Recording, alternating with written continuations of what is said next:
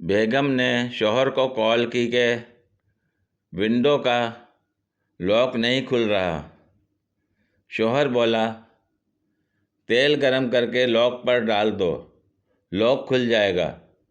बेगम, क्या वाकई? शौहर, ट्राई तो करो। बेगम ने तेल गरम करके डाल दिया। 15 मिनट बाद शौहर ने कॉल की कि क्या लॉक खुल गया है? बेगम बोली, अब तो लैपटॉप ही बंद हो गया है।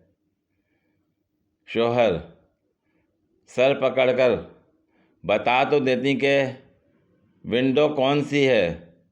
बेगम, विंडो 7। खत्म। Bye bye, tata, good bye, गया।